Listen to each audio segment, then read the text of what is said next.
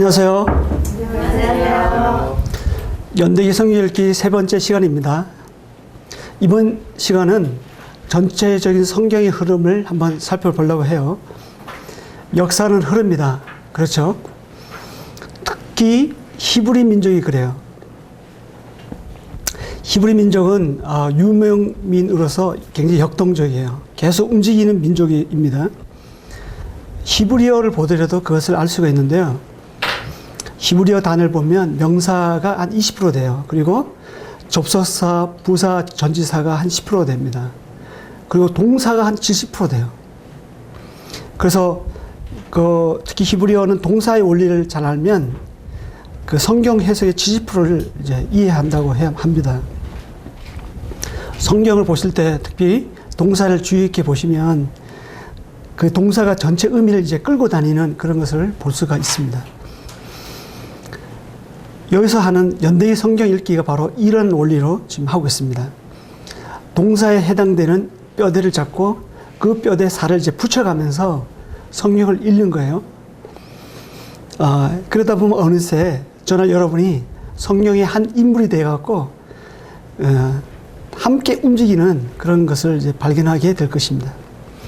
자, 한번 보시겠습니다. 예, 한눈에 들어오시나요? 예. 성경 전체를 연대별로 13세대를 나누었습니다. 구약 10시대, 그 다음에 신약 3시대, 그리고 신구약 중간에 400년의 침묵 기간이 있는데요. 이것까지 합치면 14세대, 시대가 되겠죠. 여기 보면 이제 노란색의 둥근 원안에 있는 성경이 있는데 이것은 역사와 관계 있는 뼈대를 이룹니다. 그리고 그 옆에 보면 올챙이 모양의 꼬리가 붙어 있는 성경이 있잖아요. 이것은 역사와 직접적인 관계는 없지만 뼈대에 붙어 있는 살에 해당됩니다. 노란색의 둥근 원안에 있는 성경은 우리가 알고 있는 역사서와 일치하지 않아요. 예를 들면 역대기 상하는 역사 이야기는 하지만 이미 사무엘 하와 그 다음에 열왕기 상하에서 이미 뼈대를 이루고 있기 때문에 그리고 또한 기록된 시기와 관점이 다르기 때문에 여기서는 이제 살에 해당시켰습니다. 에스겔서하고 다니엘은 어떠냐면요. 예언서이잖아요. 근데 바벨론 포로 기간 동안 쓰여졌기 때문에 그 시대를 이해하는 데 중요한 뼈대를 이룹니다. 이제 선을 따라서 연대가 나오죠. 성경의 연대는 학자마다 견해가 좀 다릅니다. 여기에 표시된 연대는 일반적인 지지를 받고 있는 연대를 표시했습니다. 어떤 근거에 의해서 이렇게 나와 있는지 잠깐 말씀드리고 넘어가겠습니다. 자, 보십시오. 출애굽은 언제 일어났을까요? 이 질문의 중요한 단서는 열왕기상 6장 1절의 말씀에서 찾아볼 수 있어요. 이스라엘 자손이 애굽 땅에서 나온 지 480년이요. 솔로몬이 이스라엘 왕이 된 지 4년 11월 곧 둘째 달에 솔로몬이 여호와를 위하여 성전 건축하기를 시작하였더라라고 나옵니다. 자, 생각해 봅시다. 솔로몬은 BC 970년에 왕이 되었잖아요. 솔로몬이 왕이 된 지 4년에 성전 건축이 시작되었습니다. 그러면 4년을 뺀 연도는 966년이 되는 것이죠. 그렇다면 출애굽 시기가 나옵니다. 자, 보십시다. 966년에서 480년을 더하면 BC 1446년이 됩니다. 예, 어떤 학자는요, 열왕기상 6장 1절에 나오는 이 480년의 수는 하나의 상징수로 봐요. 그래서 480의 수는 40의 12배잖아요. 그래서 480년을 이스라엘의 12대를 나눕니다. 그 12대로 봐요. 그래서 한 세대를 약 25년을 보면 실제 연수는 약 300년으로 계산에 나와요. 그래서 출애굽 연도가 15세기가 아니라 13세기라고 이렇게 보기도 해요. 그런데 성경을 보는데 너무 상징적으로 보면 또 문제가 돼요. 480년을 문자 그대로 보는 게 좋습니다. 그렇게 했을 때 출애굽 연도는 BC 1446년도가 되는 것입니다. 자, 그러면 다음을 보시겠습니다. 이스라엘 자손들이 언제 애굽으로 들어갔을까요? 출애굽기 12장 40절 41절에 보면 나오죠. 애굽 체류 기간이 430년이라고 나옵니다. 그렇다면 애굽 이주 시기는 나오는데요. BC 1446년에서 430년을 더하면 BC 1876년이 되는 것입니다. 그러면 야곱은 언제 출생하였을까요? 창세기 47장 9절을 보면 야곱이 애굽에 이주했을 때 자신의 나이를 바로 앞에 소개를 하죠. 내 나이가 130세니 험악한 세월을 보냈다, 이렇게 말씀을 합니다. 그렇다면 야곱의 출생 시기가 나오겠죠. BC 1876년에다가 130세를 더하면 BC 2006년이 되는 것입니다. 그러면 아브라함은 언제 출생하였을까요? 아브라함은 이삭을 100세에 낳았잖아요. 그리고 175세에 죽습니다. 이삭은 야곱을 60세에 낳았고 180세에 죽죠. 아래 표를 보시면 이해하기 쉬울 것입니다. 야곱의 출생 시기가 BC 2006년인데 거기다가 아브라함이 이삭을 낳을 때 100세 더하고 이삭이 야곱을 낳을 때 60세를 더하면 BC 2166년이 되는 것입니다. 아브라함은 BC 2166년에 태어났다고 우리가 봅니다.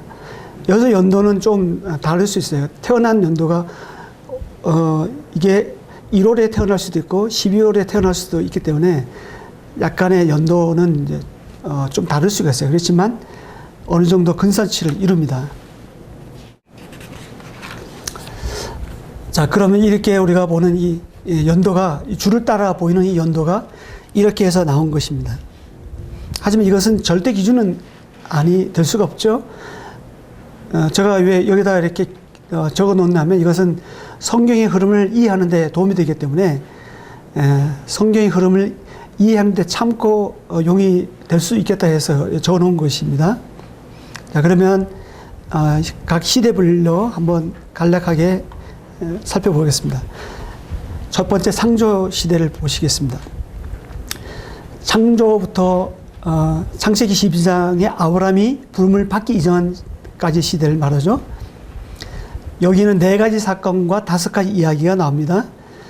이 시기를 세대주의적으로 보면 무제시대, 양심시대, 인간 7위 시대가 여기에 해당됩니다. 두 번째로 족장시대를 보시겠습니다. 이스라엘 민족으로 형성되기 전까지 4대에 걸친 믿음의 조상들의 이야기를 기록하고 있습니다.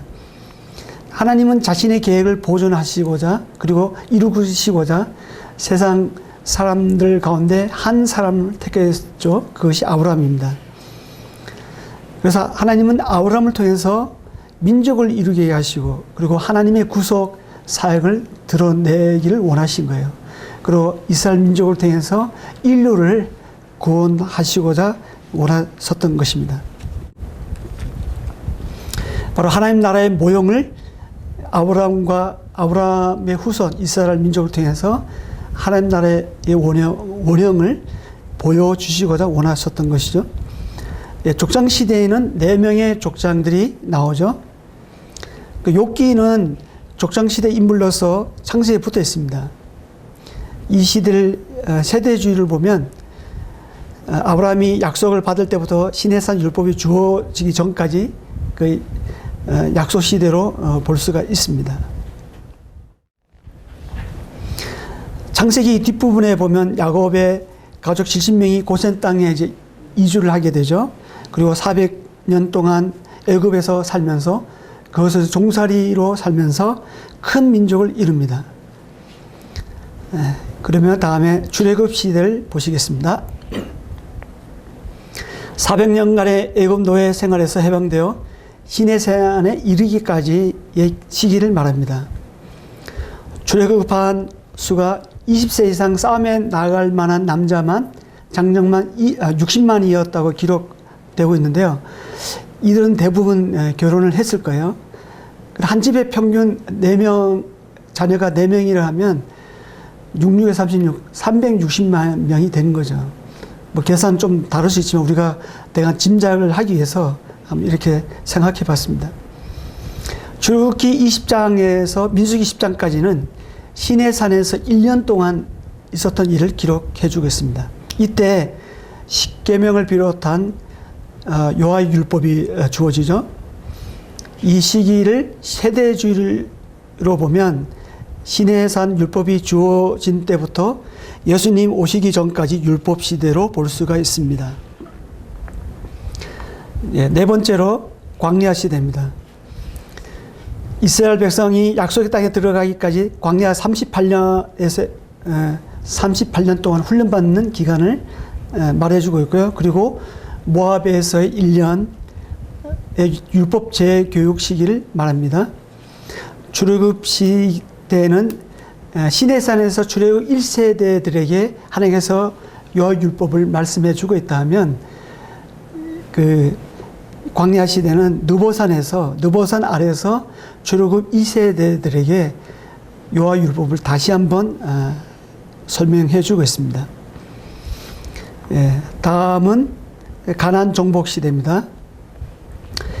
이 가나안 정복 시대는 약속의 땅을 정복해 가는 과정을 그리고 있고요. 7년간 정복해 가죠. 그리고 이스라엘 12지파에게 땅을 분배하는 과정을 기술을 하고 있습니다. 이 출애굽 시대부터 사사 시대까지는 약 400년의 시간이 흐르고 있습니다. 여섯 번째로 사사 시대입니다. 사사 시대는 분배받은 땅에서 정착해 가는 과정을 그리고 있습니다.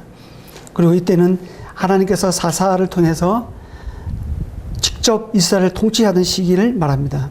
이때는 이스라엘 민족이 범죄하죠. 그리고 하나님께서 심판합니다. 그리고 이스라엘 백성들이 또 고통스러워서 간구하고 회개를 하죠.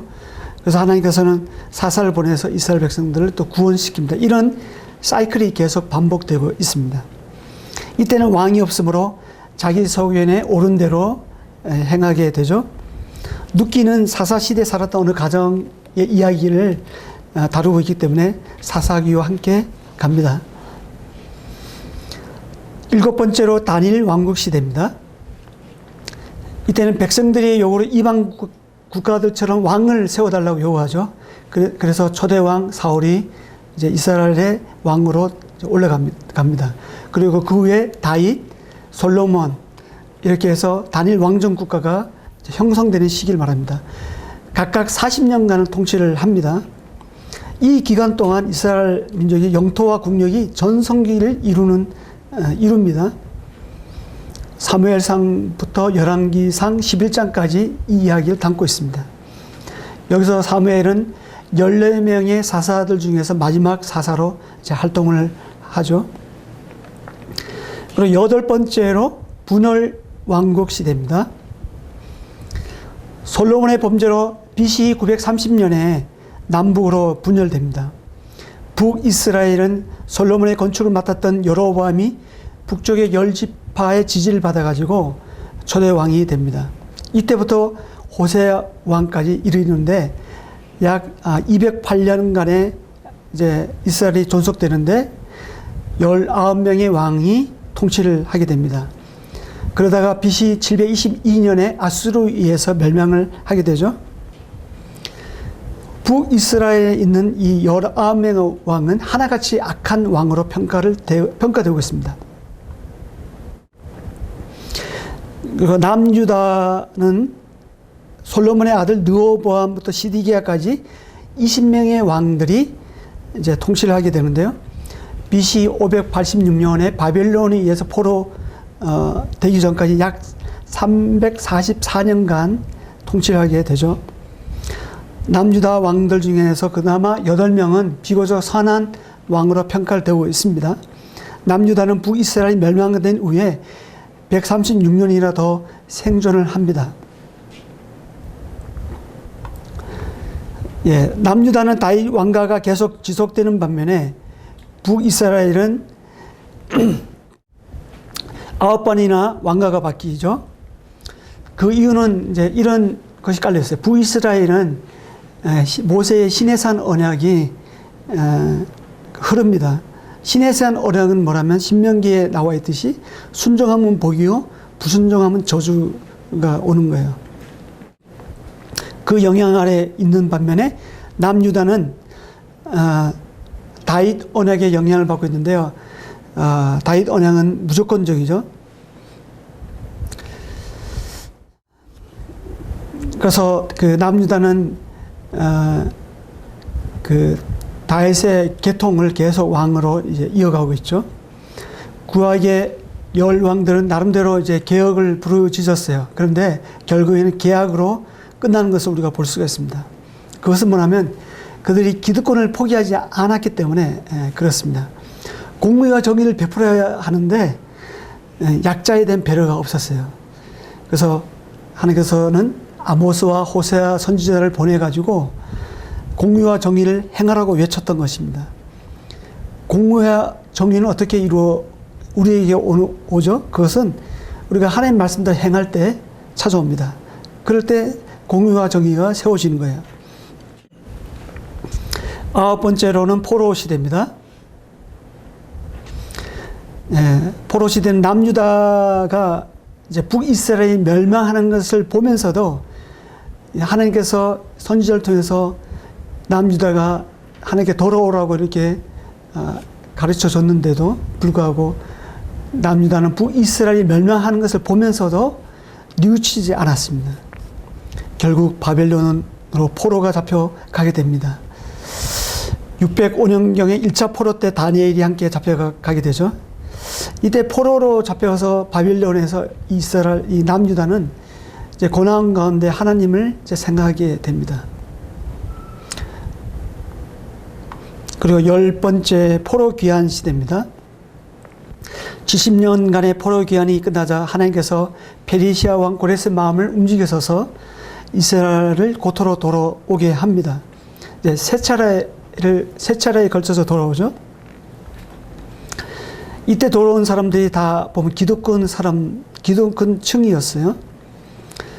바빌론에는 왜 거기 이제 뭐 왕위에 술 맡은 관원장 그리고 좀 거기에서 어느 안정을 찾았던 사람들이 많았는데 왜 굳이 그 안정을 버리고 돌아오게 됐냐 하면 거기는 예배를 드릴 수가 없잖아요. 성전 없으니까. 그래서 그 예배를 드릴 수 있는 성전을 위해서 예루살렘으로 돌아오게 되는 거죠. 538년에 스룹바벨과 여호수아에 의해서 1차 포로 귀환이 이루어집니다. 이때 성전이 중수가 되게 되고 515년에 완공이 되죠. 458년에 에스라에 의해서 2차 귀환이 이루어집니다. 이때 영적 각성 운동이 일어나죠. 444년부터 니에미야에 의해서 세 차례 3차 기한이 일어납니다. 이때 무너진 성벽이 재건이 되죠. 고토로 돌아온 이스라엘 백성들은 이전처럼 우상 숭배했다는 기록은 거의 찾아볼 수가 없습니다. 그런데 그들은 시간이 가면 갈수록 냉랭해져 갔습니다. 그리고 점점 더 형식화되어 갔어요. 그리고 교만해져 갔습니다. 말라기서를 보면 이러한 사실을 잘 보여주고 있는데요. 하나님께서 이렇게 말씀하시잖아요. 내가 너를 사랑하였노라. 이렇게 하니까 주께서 어떻게 우리를 사랑하였나이까? 이렇게 백성들이 물어보죠. 그렇게 대듭니다. 하나님께서 보실 때는 기가 막힌 거잖아요. 그래서 그 어려운 그 고뇌함과 고생 가운데 건져내었는데 기껏 하는 말이 언제 하나님께서 우리를 사랑하였냐고 이렇게 들으면 참 이게 자식들 부모로서 자식이 그런 얘기하면 엄마 아빠가 언제 우리를 이렇게 사랑했냐 이런 소리를 들어봐요. 기가 막힌 거죠. 우리도 너무나도 기가 막히면 이제 말을 안 하잖아요. 할 말이 말을 안 해요. 그래서 하나님은 400년간을 침묵합니다. 400년의 침묵 기간은 이스라엘이 하나님의 사랑을 무시한 결과라고 할 수가 있어요. 400년의 침묵기는 침례 요한이 나오기까지 일체의 선지자가 나타나지 않는 시기를 말합니다. 그런 가운데서도 하나님은 복음의 기틀을 그 가운데 마련하셨잖아요. 그리고 친히 말씀이 육신이 되어 이 땅 가운데 오셨어요. 그리고 구약의 그림자가 신약에 와서 실체로 이제 나타나신 것입니다. 바로 그분이 임마누엘 되신 주 예수 그리스도이십니다. 자, 그러면 신약에 넘어와서 11번째로 복음 시대입니다. 예수님의 공생의 기간 동안 천국 복음은 전파되죠. 예수님께서 십자가에서 죽으시고 부활하심으로 율법이 연약하게 할 수 없는 그것을 예수님께서 이루셨어요. 그리고 구원의 문제를 이루셨습니다. 율법의 마침이 되셨어요.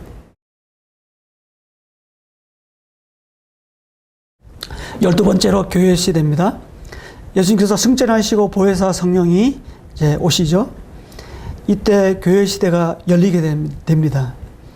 예수님의 몸된 교회는 하나님의 비밀의 경륜이 드러난 새 창조의 결과물과 같습니다.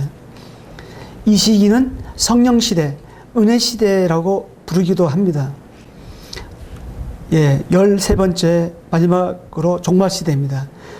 이제 교회 시대가 끝나는 날은 이 세상은 종말과 심판이 이제 오게 될 것입니다. 그리고 최종적으로 백보자 심판 앞에 누구나 막론하고 서게 될 것이에요. 이때 하나님의 생명책에 기록되지 못한 자는 불못에 들어가고 하나님의 생명책에 기록된 자는 영생에 들어가게 될 것입니다. 지금은 은혜 시대입니다.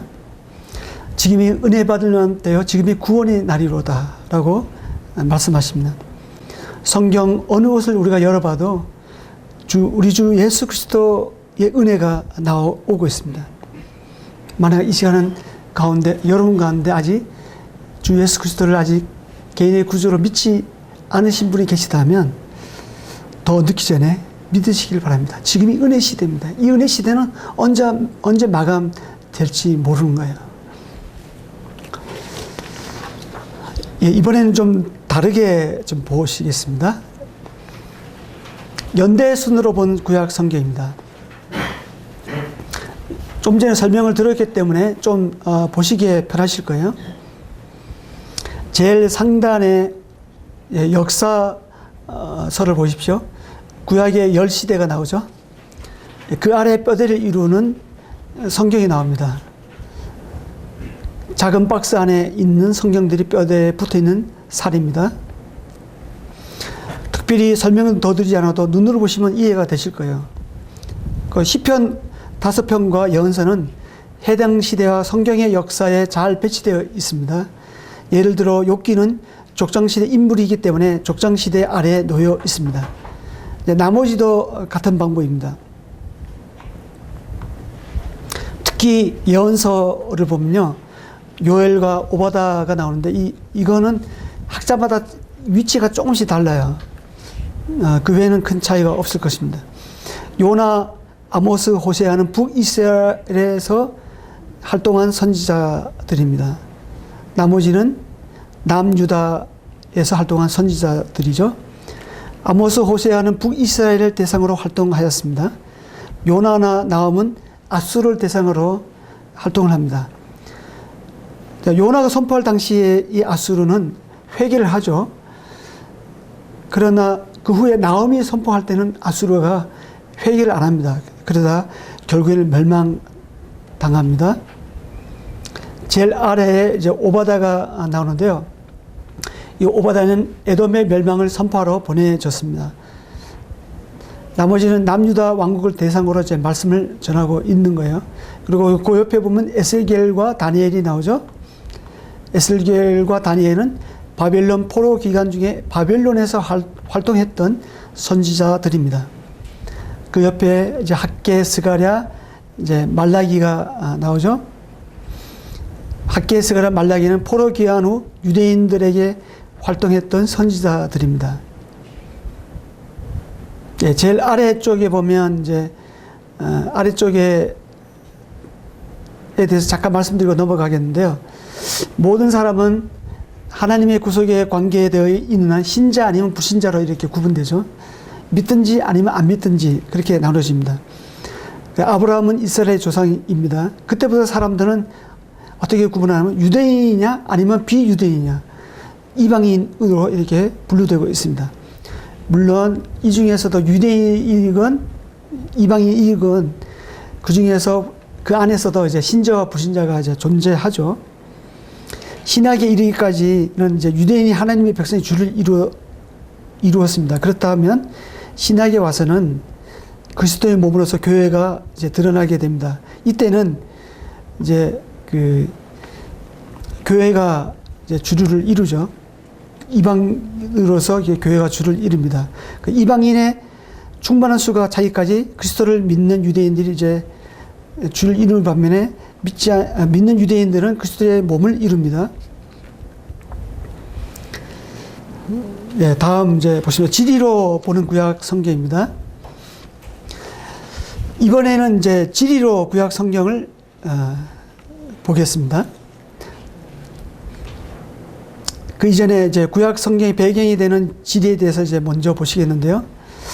예, 이제 보시는 바와 같이 이제 구약 세계에 등장하는 이제 고대 국가들은 주로 강을 중심으로 이제 문명이 발달했죠.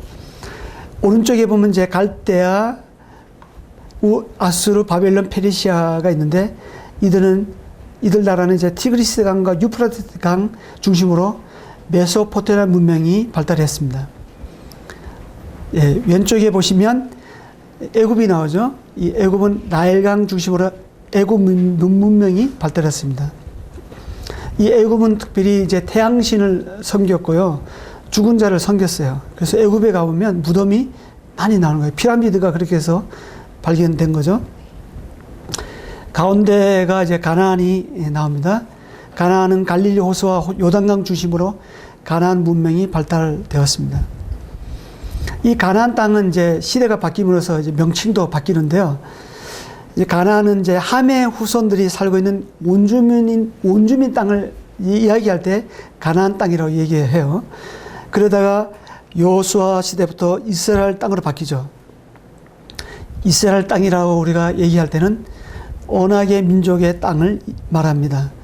그러다가 나중에는 로마 황제에 의해서 팔레스타인이라는 이름으로 바뀝니다. 이 팔레스타인이라는 이름은 블레셋의 영어식 이름입니다. 이것은 블레셋의 땅이라는 이름이에요. 그래서 역사의 흐름에 따라서 어떤 데 가나안 땅이 됐다가 어떤 데 이스라엘 땅이 됐다가 어떤 데 팔레스타인 땅 이렇게 바뀌죠. 근데 똑같은 지역을 말하고 있는 것입니다. 이제 빨간색 테두리가 보이시죠? 마치 조승달 모양처럼 생겼습니다. 비옥한 조승달 지역이 이제 성경을 배경으로 한 고대 국가들이 형성된 지역입니다.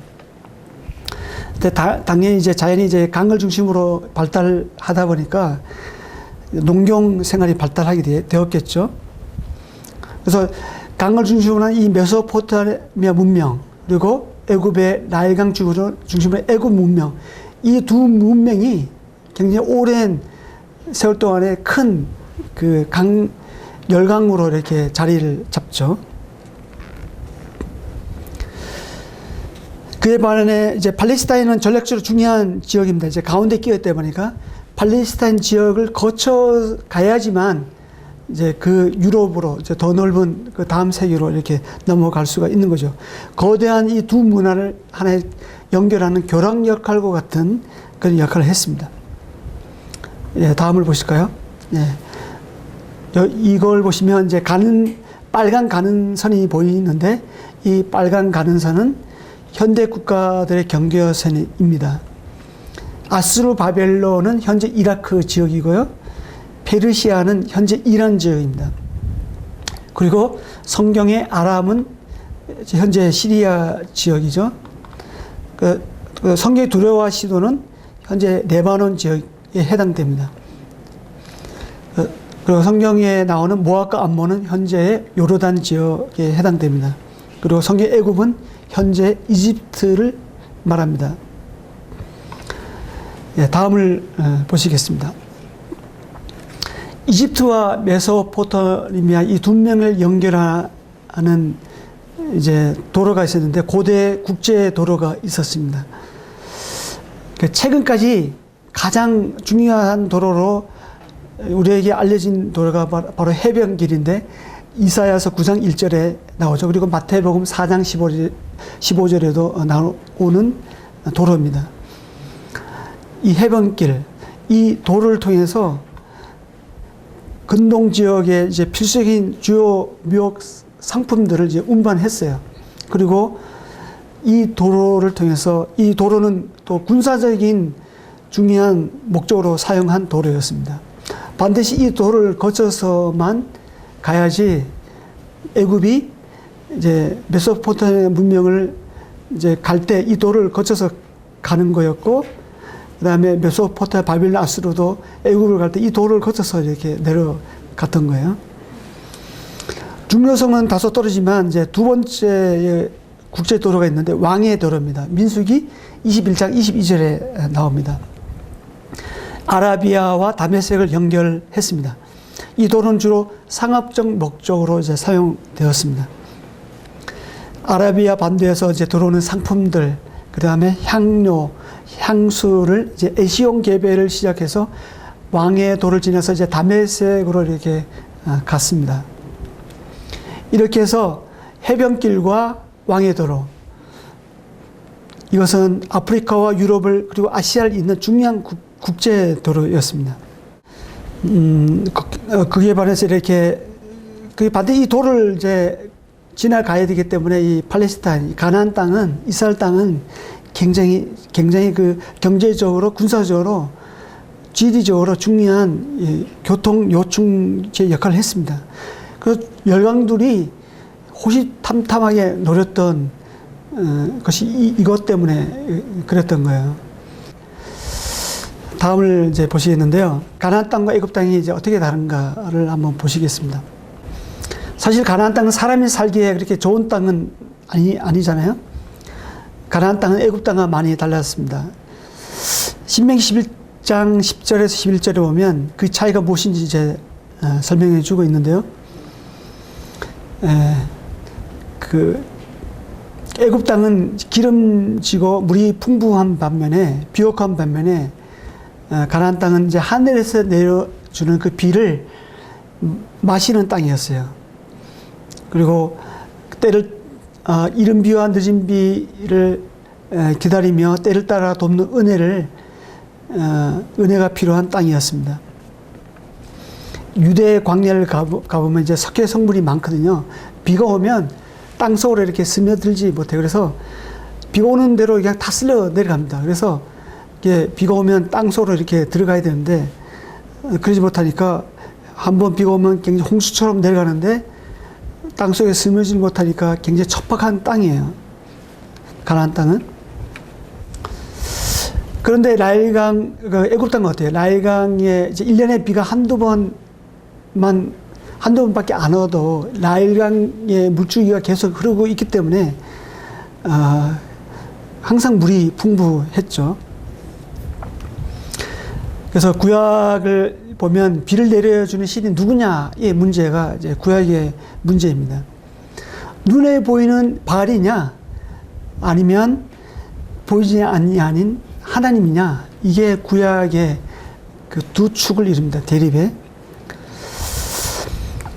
오늘날도 마찬가지죠. 우리의 삶을 주관하는 분이 누구이냐가 동일한 문제입니다. 우리의 삶을 주관하는 분이 하나님이냐 아니면 우리의 삶을 주관하는 분이 바로 돈이냐, 그거죠. 사람들은 더 나아서 미래를 위해서 물웅덩이를 만들었습니다.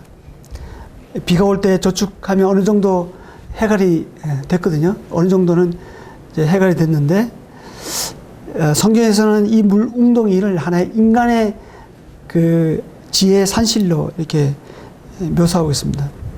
인간의 지혜로 뭔가 해 보려는 그런 노력을 말합니다. 하나님은 이러한 행위를 악이요 고통이라고 말씀하시죠.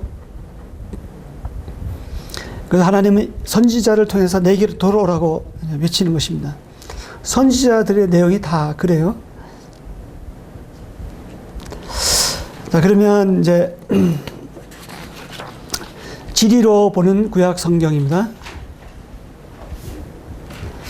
예.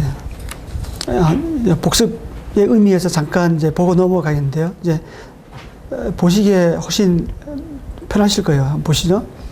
바벨론 근처에서 창세기가 시작되죠. 우르에서 시작해서 하란까지의 여정이 창세기 1장에서 11장까지 내용입니다. 그리고 하란에서 하나님은 아브라함을 부르시죠. 그리고 아브라함은 갈 바를 알지 못하고 가나안 땅을 향해 나아갑니다. 여러 가지 우여곡절 끝에 야곱의 가족 70명이 애굽으로 이주하게 되죠. 하란에서 애굽까지의 여정이 창세기 12장에서 50장까지 내용입니다. 그리고 애굽에서 400년의 종살이가 이제 지나고 하나님께서는 모세를 통해서 이스라엘 백성들을 이제 출애굽시키죠. 그리고 시내산에 이르게 됩니다.